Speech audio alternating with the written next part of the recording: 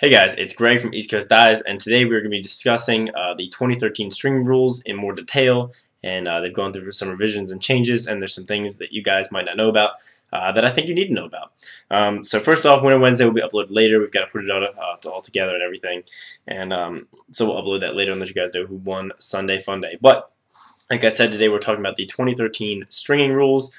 The NCAA rules video is released, and there's a couple other things that you should see. So first, let's talk about who these rules apply to. Obviously, NCAA Division I, Division II, and Division III all play by the new NCAA rules, as well as MCLA also, I believe, has taken all of the NCAA changes as well. And finally, there are some high school leagues. I know my high school league, the MIAA Conference, has switched to NCAA rules, and I know a lot others have as well. So you need to check. I'm sure your coach will have told you if you need to change things, but you need to make sure you are playing by the correct rules. So first, let's talk about so the string video, or the rules video. I'll link on screen for you guys. It discusses a lot of good points, and if you're playing with NCAA rules, I think it really is a must-see. Also, there's a Lax All-Stars article which discusses some of the information I'm about to tell you about, and I'll link that down in the description. Go check them out.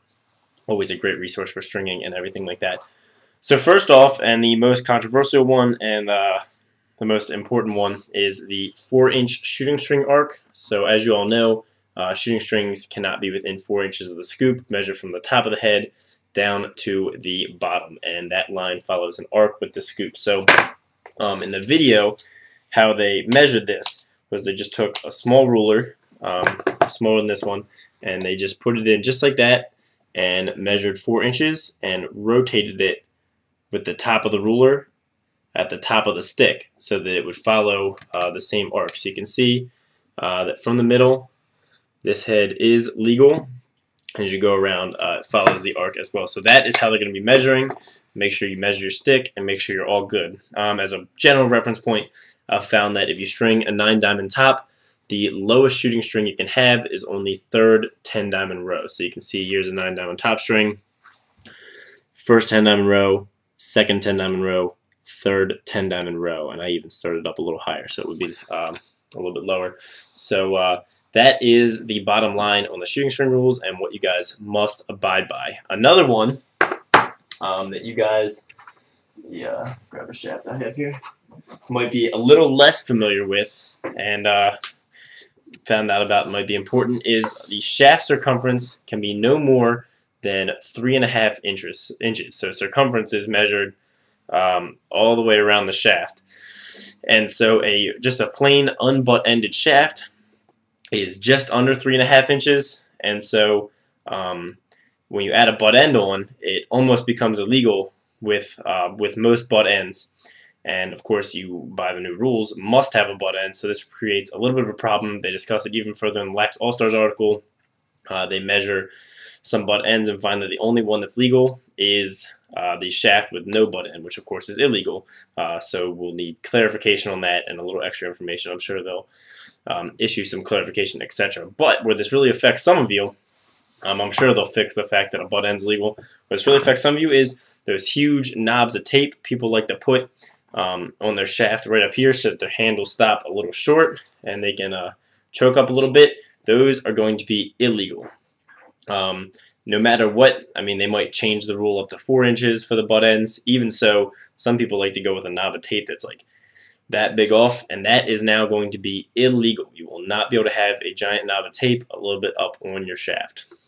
So that is an issue you guys need to take note of. Another interesting tidbit is that there can be no tape affixed to the plastic of the head. So that means even if you take tape and tape it up from the shaft onto the throat plastic, that is not legal. You cannot do that. Some players like to throw a little tape up here for some reason, up here for some reason, up here for some reason. That will no longer be legal as well. Finally, something I used to do was when my sidewalls would get frayed but I didn't want to replace them yet, I just wrap a little tape around them, get through a game or a practice. That will also be illegal. So those are the 3 rules that are going to get you a 3-minute non-releasable penalty and have your stick thrown out of the game. So 3-minute non-releasable can be the difference between winning and losing. So you really need to make sure that your stick's legal, and you need to make sure you've made all these changes right now. So some more very important tidbits. That they can only have one sideball string, so that's not a problem for most. It eliminates the double sideball, which next to no one uses, and also eliminates that weird big rope Billy Bitter had in the bottom of the head. That would be illegal as well, I believe. So that's not a huge deal. Finally, and what is great for everyone is they did take away the back of the head test. Let me grab a ball real quick for you guys. So what was going to happen is they were going to put the ball in the back of the head at the deepest point in the head, and then they were going to flip it over, and the ball had to fall out that way. You can see clearly it does not. It does not fall out of this head. That's because I've got so much bunching in the mesh to create a high pocket. Let me grab another head for you. So here is a CEO, which is a X-Spec head, so it's a little wider. You can see if I place it in the back and roll it over, it does fall out. Because the X-Spec head is so much wider in the throat. So that rule wasn't the end of the world, but that will no longer be in place, so you don't have to worry about that. What that rule was really doing is preventing people from stringing their mesh and their sidewalls to the inside of the head to create a tighter feel for the head and a tighter channel, so that won't be an issue any longer. Common question I get, do these rules apply to goalies? No, they do not. Also, goalies can have tape on the head. But field players cannot, like I was talking about earlier.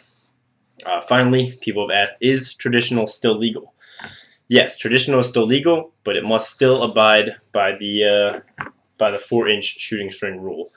So you can still have traditional. A lot of you guys saw Stanworth's pita pocket from Hopkins' starting line of attack. So traditional is, of course, still legal. One question I always had was why multicolored mesh is illegal in NCAA, but multicolored traditional is not. But I guess that's not a huge deal. So anyway, guys, I hope this video helped you out. Make sure to like this video if you liked it, subscribe if you haven't for daily string videos and tutorials, and have a great day, guys.